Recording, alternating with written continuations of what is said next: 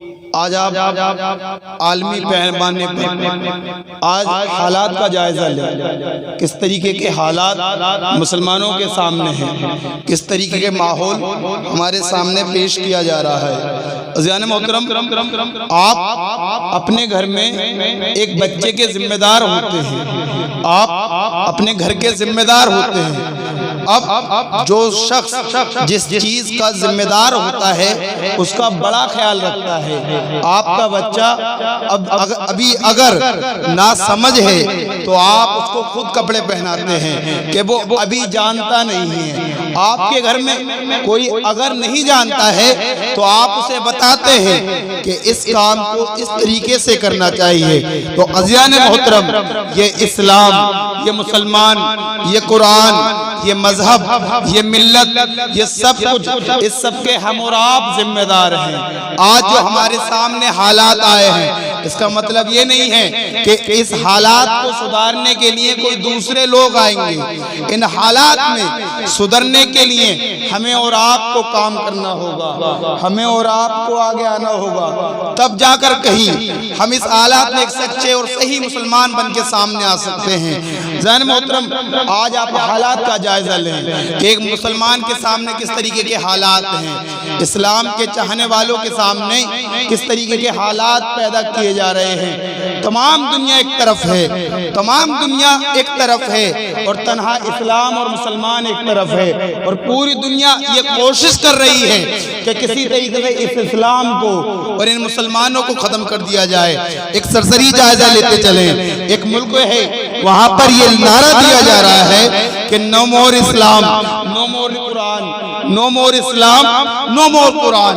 اور ایک مذہب ایک جگہ پر مسلمانوں کو اکسایا جاتا ہے، انہیں اکساہت کرا جاتا ہے اور ان سے یہ نعرے لگوائے جاتے ہیں، کچھ لڑکیوں سے نعرے لگوائے جاتے ہیں کہ میرا جسم میری مرضی، میرا جسم میری مرضی، یعنی کہ میرا جسم ہے تو اس پہ مرضی بھی میری ہے۔ تو ہمارے علماء اکرام نے ان کے لیے جواب دیا تھا وہ وقتی طور پر کہ تمہارا جسم ضرور تمہارا جسم ہے، لیکن اس پہ مرضی میرے رب کی چلے گی، لیکن اس پہ مرضی میرے خدا کی چلے گی۔ عزیزان محترم، تمام دنیا کے حالات یہ ہیں، لیکن ان تمام حالت میں ہماری اور آپ کی ذمہ داری کیا ہے؟ ہمیں اپنی اولاد کو ایک اچھی تعلیم دینی ہے کہ جس سے وہ سمجھ سکے کہ مذہب کس چیز کا نام ہے، اسلام کس دھرم کا نام ہے، قرآن کس کتاب کا نام ہے، محمد رسول اللہ کس ذات کا نام ہے۔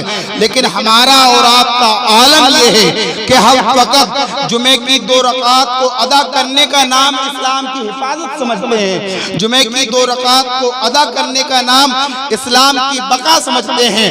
اب یہ بتائیں کہ جس قوم کی لڑکیوں کو اسکول میں انٹری سے پہلے حجاب اتارنا پڑے اور اس قوم کے نوجوانوں کے حالت یہ ہوں کہ ان کو 2 رکعات نماز کے علاوہ تیسری رکعت میں میسر نہ آئے، تو اس کے ساتھ یہی ہوگا کہ جو قوم اپنے مال کے میل کو نکال کر اداروں کو کھڑا کرے، مذہبی عمارتوں کو کھڑا کرے اور ان کو بلندیاں بخشے، تو ان کا عالم یہ ہوگا کہ وہاں سے فقط چند ہی لوگ نکل سکتے ہیں ان کی خدمت کے لیے، اور جو قوم، جو لوگ ان کی بیٹیوں کے پردے اتار رہے ہوں، ان کے چہروں سے حجاب کھینچ رہے ہوں اور ان کی عزت و عصمت کو لوٹ رہے ہوں، اور یہ قوم ان لوگوں کے سامنے کھڑے ہو کر آج بھی داخلے کی گزارشیں کرتے ہوئے نظر آ رہے ہیں، تو میرے عزیز ہمیں یہاں پر سوچنا ہوگا کہ ہم نے اپنے پیسے کو، اپنے وقت کو، اپنے ضمیر کو، اپنے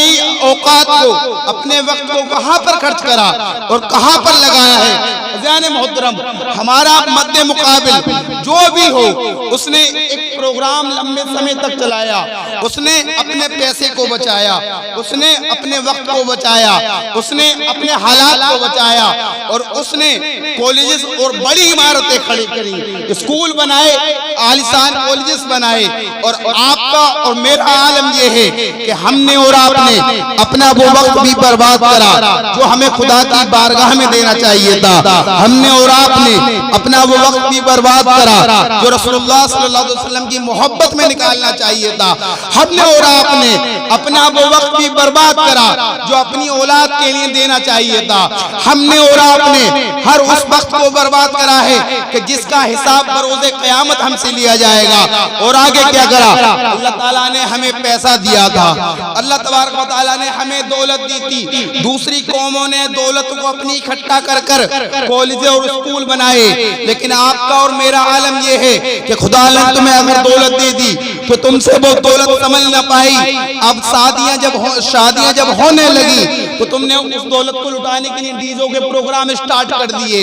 आपका आलम ये है कि आपकी जेब में अगर 1000 से 1 रुपया आगे बढ़ जाए उसको खर्च करने के लिए 70 जगह तलाश करते हैं। और दूसरी कौमों का आलम यह है कि अगर उनके पास 100 रुपए भी हैं तो वो ये कोशिश करते हैं कि हम इसे किस तरीके से अपने मजहब के लिए खर्च करें। और जिस कौम का आलम ये हो कि ये अपनी कमाइयों को जुए और सट्टों में उड़ा दे तो उस कौम का हालत यही होगी कि जब ये दूसरों के इदारों में दाखिल होंगे, जब ये दूसरों के स्कूल में दाखिल होंगे तो इनके चेहरों से हिजाब खींच लिए जाएंगे, इनके चेहरों से पर्दे उतार लिए जाएंगे।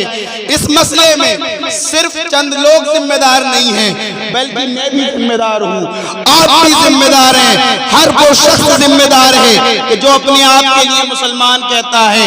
उलमा इस नजरिए से जिम्मेदार हैं कि इन्होंने फकत एक चंद बुनियादी फिक्रों की बात कही, दुनियावी पहलू पर कभी भी आवाम की नजर नहीं पहुंचने दी। और आप इस बात के जिम्मेदार हैं कि आपने गफलतों से आगे बढ़ने की कोशिश नहीं करी कि आपको अपनी औलाद को आला तालीम दिलानी है, आपको अपनी औलाद को अच्छा पढ़ाना है, अच्छा लिखाना है। आपने ऐसा कुछ भी कोशिश नहीं करी। हम और आप दोनों इस मसले में बराबर के जिम्मेदार हैं। अब हमें कोशिश ये करनी होगी कि ये जो मसला चल रहा है अगर भले किसी शोबे में चल रहा हो, लेकिन आगे जाकर ये मसला बिल्कुल उसी तरीके से हो सकता है कि पहले कभी मस्जिद अक्सा में नमाजें बंद हो गई थी तो और हम और आप मिलकर दुआएं करते थे। आज हिंदुस्तान की सरजमीन पे भी चंद जगह पे नमाजें बंद हो रही हैं। और बिल्कुल इसी तरीके से आने वाले वक्त में ये मसला किसी भी स्टेट का हो, लेकिन आने वाला वक्त वो होगा कि मेरी और आपकी बहन इन इदारों में तब जाएगी जब उसके चेहरों से हिजाबों को उतार दिया जाएगा। तो मेरी गुजारिश साहब से ये है, मेरी अपील ये है कि इन हालात से आगे निकलें, दीन के ताल्लुक से कुछ सोचें, कुछ फिक्र करें कि हम अपने वो इदारे खड़े करें और स्कूल को बनाएं या मदरसों में वो स्कूल की पढ़ाइयों को लेके आए कि जिससे हमारी औलाद, हमारी माँ, हमारी बेटी वगैरह वक्त पर दीन को भी पढ़ सके और दुनिया को भी पढ़ सके। अल्लाह तबारक व तआला इन बातों पे अमल करने की तौफीक अता फरमाए।